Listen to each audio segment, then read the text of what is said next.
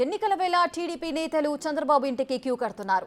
నిన్ననే పార్టీలో చేరిన గుమ్మనూరు జయరాం కూడా అధినేత నివాసానికి చేరుకున్నారు. జయరాంను ఎక్కడి నుంచి బరిలోకి దింపాలనే దానిపై స్పష్టత ఇవ్వనున్నారు. ఇక కళా వెంకట్రావు, ఎంపీ రామ్మోహన్, గౌతి శివాజీ సైతం అధినేతను కలిశారు. శ్రీకాకుళం జిల్లాలో పెండింగ్ లో ఉన్న స్థానాలపై చర్చిస్తున్నట్లుగా తెలుస్తోంది.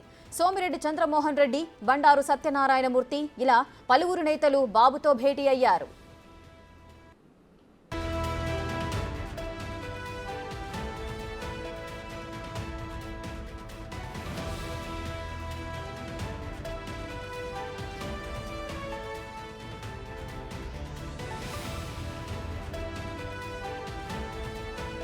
ఇప్పటికే మొదటి విడతలో సీటు దక్కని సీనియర్లను పిలిపించి చంద్రబాబు మాట్లాడుతున్నారు.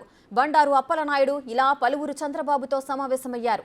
మాజీ మంత్రి కళా వెంకట్రావు ఎచ్చర్ల టికెట్ ఆశిస్తున్నారు. సోమిరెడ్డి చంద్రమోహన్ రెడ్డి సర్వేపల్లి టికెట్ ఆశిస్తున్నారు. పలాస టికెట్ కోరుతున్నారు గౌతి శివాజీ కుమార్తె గౌతి శిరీష. అటు పెందుర్తి టికెట్ ఆశిస్తున్నారు బండారు సత్యనారాయణమూర్తి.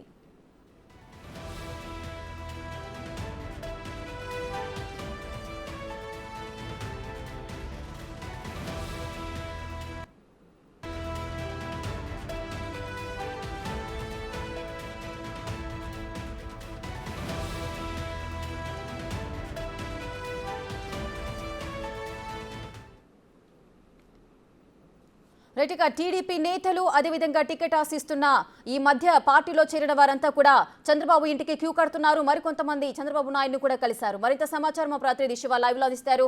రైట్ శివ, చెప్పండి. నేతలంతా కూడా ఇప్పుడు రెండో లిస్టు సంబంధించిన మంతనాలు అయితే జరుగుతున్నాయి.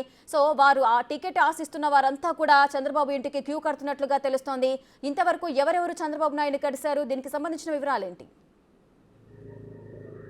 రైట్, మొత్తం మీద చూసుకుంటే తెలుగుదేశం పార్టీ అధినేత చంద్రబాబు ఈ రోజు అంతా కూడా బిజీ గడుస్తున్నారు. ఉదయం పవన్ కళ్యాణ్తో భేటీ, ఆ తర్వాత కర్నూలు జిల్లాకు సంబంధించి మాజీ మంత్రి జయరాము ఆయన అనుచరులు పార్టీలో చేరారు. ఆ తర్వాత తెలుగుదేశం పార్టీ నేతలు మాజీ మంత్రి కళా వెంకట్రావు, బండారు సత్యనారాయణమూర్తి, అలాగే గౌతు శివాజీ కుమార్తె గౌతు శిరీష కూడా చంద్రబాబుతో భేటీ అయిన పరిస్థితి కనిపిస్తూ ఉంది. మరొక వైపు పొలిట్ బ్యూరో సభ్యులు మాజీ మంత్రి సోమిరెడ్డి చంద్రమోహన్ రెడ్డి చంద్రబాబుతో భేటీ అయిన పరిస్థితి కనిపిస్తూ ఉంది. వారితో పాటుగా ప్రకాశం జిల్లాకు సంబంధించి పలువురు నేతలు కూడా చంద్రబాబుతో భేటీ అయ్యారు. ముఖ్యంగా రెండో జాబితాకు సంబంధించి కసరత్తు జరుగుతున్న నేపథ్యంలో కూడా సర్వేపల్లి టికెట్ని సోమిరెడ్డి చంద్రమోహన్ రెడ్డి, అలాగే మాజీ మంత్రి కళా వెంకట్రావు హెచ్చర్ల టికెట్ని కూడా ఆశిస్తున్నారు. మొదటి జాబితాలో వీరికి టికెట్లు కూడా లభించలేదు. అయితే జాబితాలో పేర్లు ఏర్పడటంతో కూడా వీరంతా కూడా చంద్రబాబుతో భేటీ అయిన పరిస్థితి కనిపిస్తుంది. అయితే చంద్రబాబు మాత్రం మాజీ మంత్రులకి, పలువురు కీలకమైన నేతలకి, టీడీపీలో ముఖ్యమైన నాయకులకు కూడా ఒకటే చెప్తా ఉన్నారు. ఐవీఆర్ఎస్ సర్వేకి సంబంధించి మనం కొన్ని సర్వేలు చేస్తున్నాం.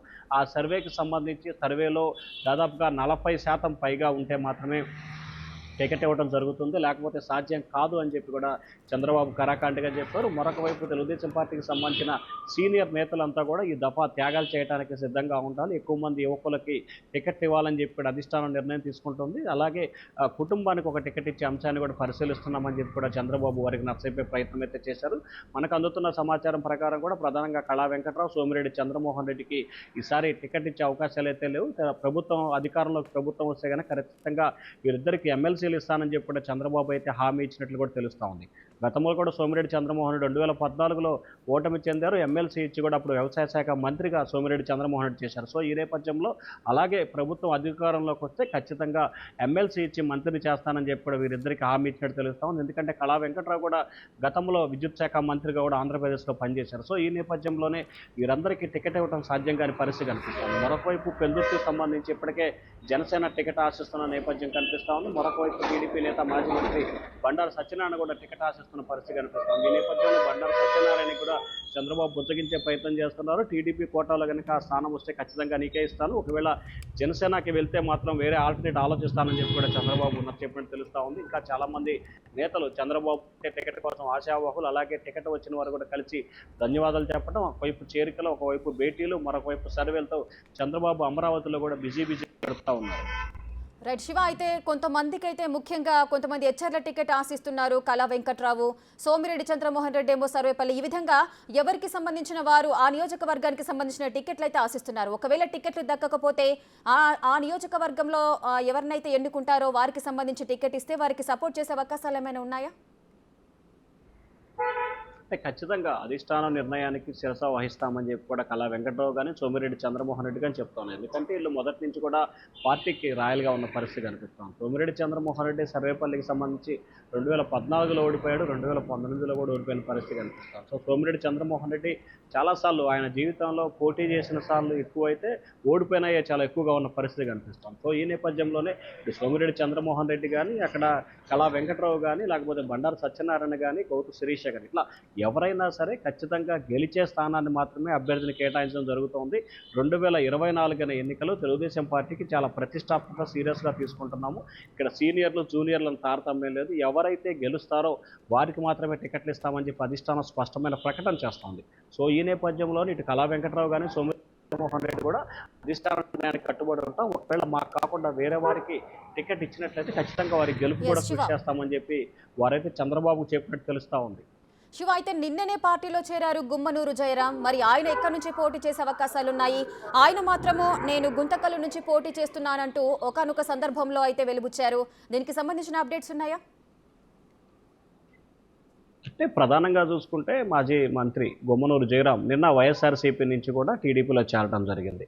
ప్రధానంగా ఆయన బోయ వాల్మీకి సామాజిక వర్గానికి సంబంధించిన నేత. కర్నూలు, అనంతపురం జిల్లాలకు సంబంధించి ఈ సామాజిక వర్గానికి సంబంధించి చాలా ఎక్కువగా ఓటర్లు ఉన్న పరిస్థితి కనిపిస్తోంది.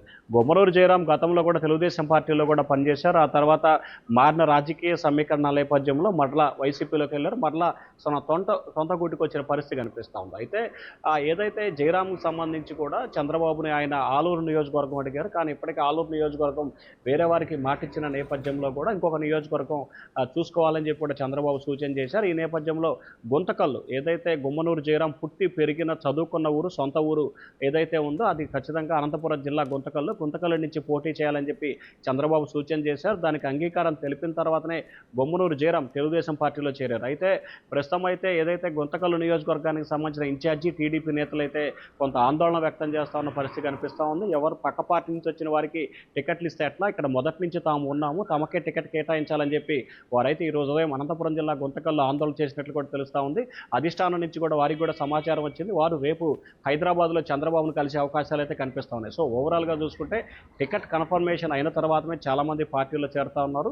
ఆ పార్టీలో చేరిక సంబంధించి కూడా ఇప్పటికే గుంతకల్లు నియోజకవర్గానికి సంబంధించిన నేతలతో, అలాగే కర్నూలు జిల్లాకు సంబంధించిన నేతలతో చంద్రబాబు భేటీ అయ్యారు. ఏదైతే గుమ్మనూరు జయరాం తెలుగుదేశం పార్టీలో వస్తున్న నేపథ్యంలో జరిగే లాభాలేంటి, దానివల్ల ప్రయోజనాలు ఏంటి అనేది కూడా ఆ జిల్లా నేతలకి చంద్రబాబు వివరించారు. ఆ జిల్లా నేతలకు సంబంధించి కూడా గ్రీన్ సిగ్నల్ ఇచ్చే నేపథ్యంలోనే జయరాముని టీడీపీలో చేర్చుకున్నట్లు తెలుస్తా ఉంది. చంద్రబాబు చెప్పిన ప్రకారం కూడా గుంతకల్లు నియోజకవర్గం నుంచి, అనంతపురం జిల్లా గుంతకల్లు నియోజకవర్గం నుంచి గుమ్మనూరు జయరాం రెండో లిస్టులో అతని పేరు వచ్చే అవకాశాలు అయితే కనిపిస్తూ ఉన్నాయి. శివ, అయితే మొదటి లిస్టుకు సంబంధించి కూడా 90కి పైగా స్థానాలను అయితే ప్రకటించారు. ఇప్పుడు రెండో లిస్టుకు సంబంధించి ఆశావహులంతా కూడా క్యూ కడుతున్న సందర్భాలున్నాయి. ఒకవేళ టీడీపీకి ఈ కూటమిలో భాగంగా ఎన్ని సీట్లు కేటాయించే అవకాశాలుంటాయి? అంటే ప్రధానంగా చూసుకుంటే మొదటి జాబితాలో 94 స్థానాలకి చంద్రబాబు అభ్యర్థులు ప్రకటించారు. 24 స్థానాలకి జనసేనకిస్తూ 118 స్థానాలకి ఇరు పార్టీలు మొదటి విడత పొత్తు కుదిరిన పరిస్థితి కనిపించింది. ఇకపోతే 57 నియోజకవర్గాలకు సంబంధించి కూడా ఉన్నాయి. ఈ 57 నియోజకవర్గాలకు సంబంధించి భారతీయ జనతా పార్టీకి 8 నుంచి 10 నియోజకవర్గాలు ఇచ్చే అవకాశం కనిపిస్తూ ఉంది. సో భారతీయ జనతా పార్టీ పొత్తులో భాగంగా టీడీపీ, జనసేన కూటములకు భారతీయ జనతా పార్టీ వస్తే ఒక 8 నుంచి 10 స్థానాల వారికి వెళ్తే మిగిలిన 47 స్థానాలకు సంబంధించి తెలుగుదేశం పార్టీ పోటీ చేసే అవకాశం కనిపిస్తూ ఉంది.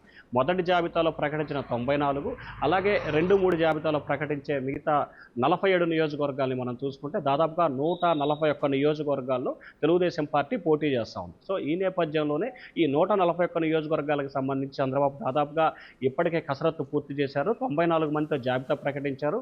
మిగిలిన జాబితాకి సంబంధించి రేపు కానీ ఎల్లుండి కానీ ఢిల్లీ పర్యటన ఉంది. ఢిల్లీ పర్యటన పూర్తయిన తర్వాత వచ్చి రెండో జాబితాలో మరొక 25 నుంచి 30 నియోజకవర్గాల అభ్యర్థులను ప్రకటిస్తారు.